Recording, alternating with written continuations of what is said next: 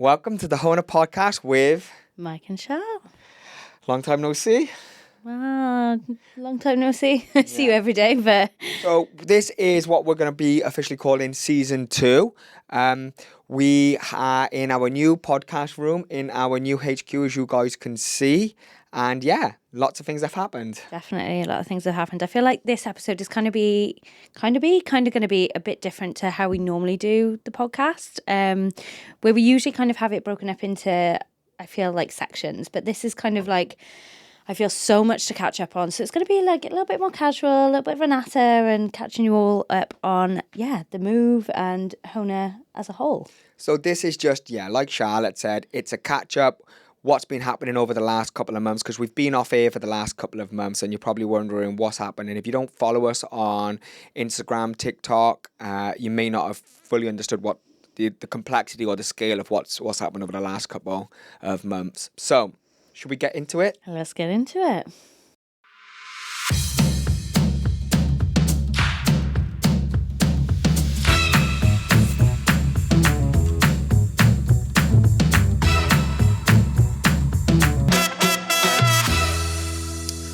So, Charlotte, what has changed? Why have we not had a podcast over the last couple of months? So, main reason for not having a podcast over the last couple of months is because we obviously moved into our brand new big warehouse. So we had all intention of trying to keep the podcast up and running as smoothly as we possibly could, but I think we underestimated, didn't we, how much of a big project this was going to be, and not just for the podcast, but just for HONA in general. It was a huge transition, wasn't it? Yeah, so to put the scale into perspective for everyone listening and watching, HONA had 3 locations. We had Warehouse 1, Warehouse 2, and we had offices.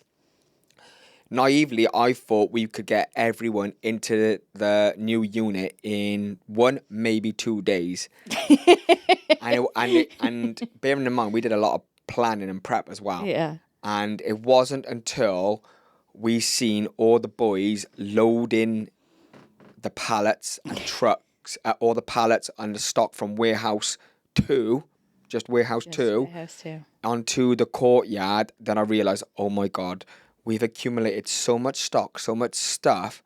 This is going to be a much, much more giant task. So on day 1 of the move, I think we understood, okay, this is going to take far, far longer than we anticipated. And that was just moving stock from Warehouse 2. Getting all the team from the offices into here was another challenge, because we wanted to minimize disruption.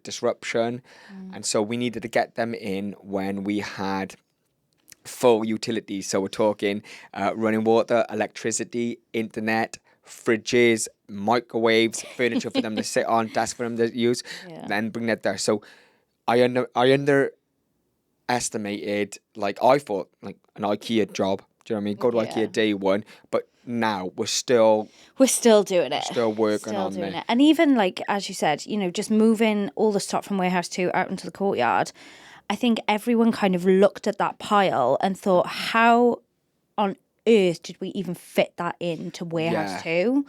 Like, just seeing the sheer amount of stuff that we had. And obviously that is the whole reason that we wanted to move warehouses, is because we were literally at brimming point, weren't we? With Warehouse 1, Warehouse 2, like the offices, we needed that bigger space. And so the office offered a complexity, as well as the Warehouse 2 offered complexity. And then there was Warehouse 1, which is the heartbeat of HONA. That's where all the orders are picked and packed. That's where a lot of the manufacturing, bottling, labeling, chemistry happens for HONA. And so we needed to make sure that we had a brand new space in the new warehouse. So that was the last thing to be moved. Yeah. Once all the other foundation pieces fell into place, we moved that over. And again, we didn't want to just stop. No, we wanted to orders. There was a big conversation.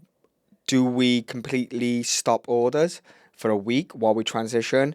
And me with my commercial business brain, I was like, no. No, obviously not. That makes the move costly then. It adds more money in it because obviously loss of sales and so on.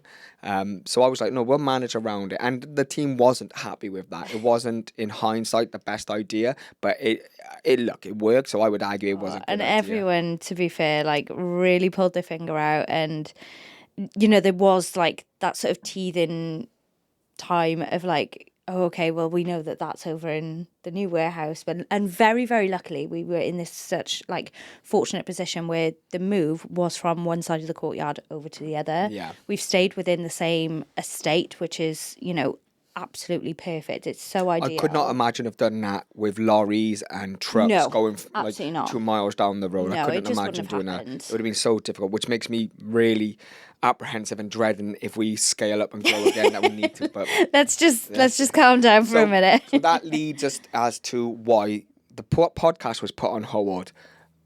Like I said, I thought it would have been a really quick, easy job.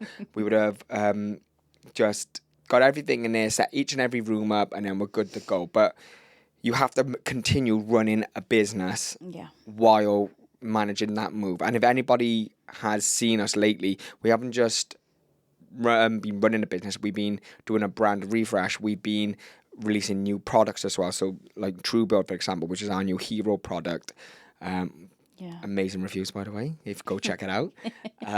So we haven't just stood still, and so there's still boxes everywhere. There's still rooms unempty. Like this podcast room is still a work in progress. Yeah. We've put a shelf and a poster up.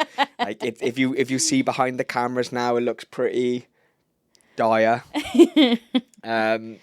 I know we've still got shadows and sound and lighting issue, but look, we wanted to get up and running because you guys have been asking for the podcast again. You guys have been wanting to see me and Charlotte more, and this is the reason why we made sure to try and get it back as soon as possible. And it's only been 2 months. Yeah. So this is what we're calling season 2.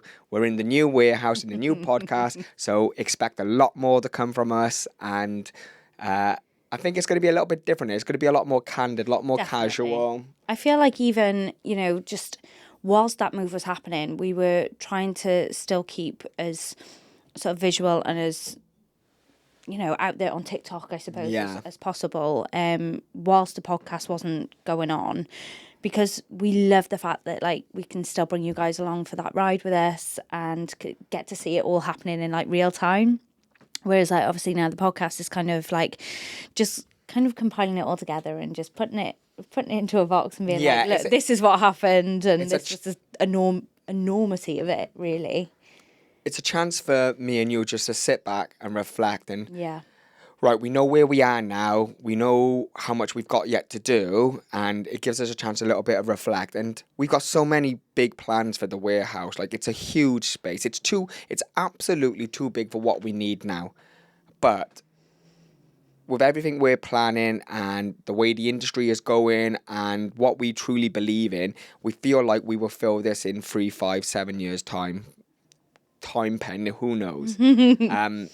So some of the things we are planning for the warehouse, should we explain? Yeah, so I think one of the first things that we obviously, well, one of the biggest things that we wanted to not just be able to obviously bring in-house, but to be able to show you guys more is the manufacturing process. Yes, and I think it's something which we've always been really proud of, and we've really ramped it up, and the new facility has allowed us to ramp it up. Like, HONA wants to become, put our flag in the sand, a British-made, British brand, and we are now starting to fulfill that promise and our goal we've set out with each other. So, as all of you know, we've been making our cuticle oils for a long while anyway in-house, and over the last few months, we started to manufacture ourselves, our own gel system in-house, and that's been extremely tricky, and shout out to, because all the chemists who we've been working with in the past and the present, because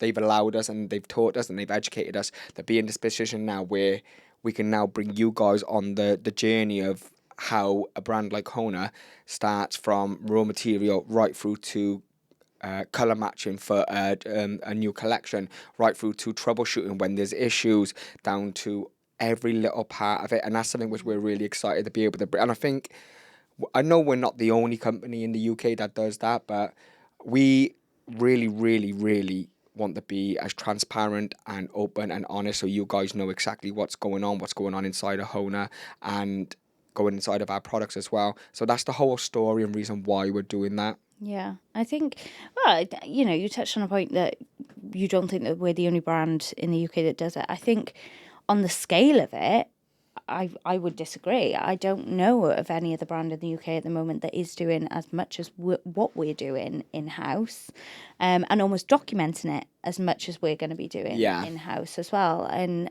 that is something that we've always been proud of. We've always been transparent with you guys, not just in regards to what we do here, but, you know, ingredients and everything. And I feel like, you know, they love that. Like, we get so many comments. It's by far not the easy way to do it. No. It's really, really, really not the easy.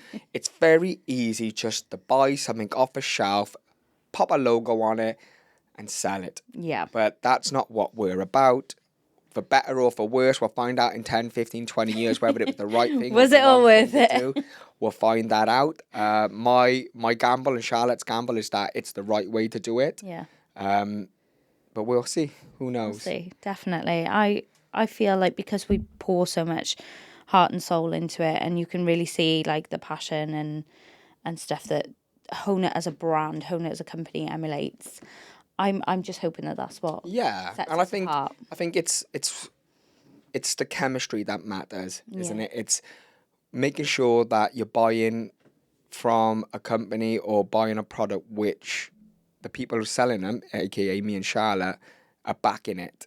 Do you know what I mean? Like, we are transparent with it. You will know what's in it.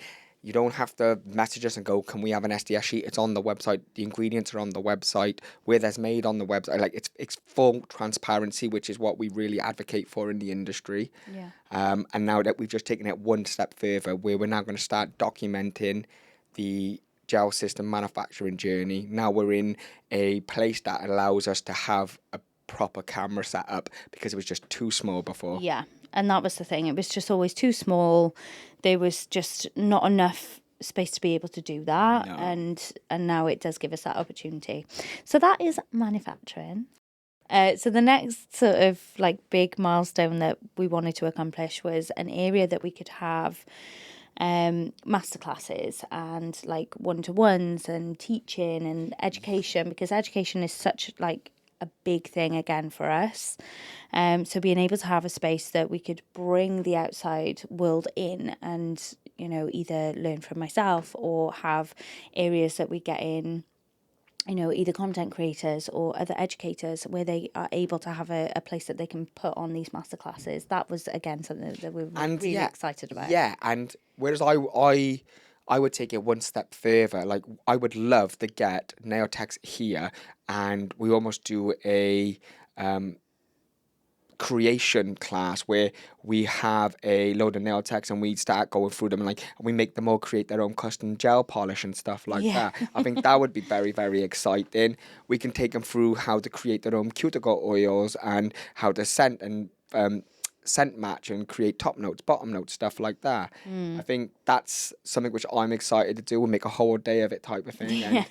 And while it may not happen for a little while yet, it's definitely something which I know is something I want to do and bring as another little addition to any HONA nail tech out there. Yeah, that's like almost creating the sort of personal side of things as well. The immersive side of it. Yeah, like I obviously very much love like the whole education side of it, whereas like, you know, you're getting creative now as well, which is really, again, exciting. But it, again, is a working process. We've got a room set up at the moment where, again, we're going to just sort of like start this out, that can hold a certain amount of people, but there's space within this warehouse that we can just build, again, like almost like an Uber theatre, which is going to be an insane thing to be able to do. But I'm super, super excited to be able to put that forward and have that in place now. Other things as well, which I'm proud of, which we're able to even invest back into the staff. Like, we've got a much bigger staff room for them. Do you know And what I know mean? that means nothing It for means you nothing guys to buying but it from means us. stuff but, to like, them. We've got, I've bought a load of gym equipment. I've got an idea of just covering off a bit of the corner in the warehouse and just having a gym equipment because we all have long lunch breaks. So I'd be love for them to just see a few of them in there, de-stressing, throwing some weight around. I know a couple of the boys in the manufacturing and the packing would love that as well. Yeah. So, but even down to just like well, being able to have lunch together and everything now. Yeah. Because like Mike said at the very beginning, we've kind of always been split across these 3 locations.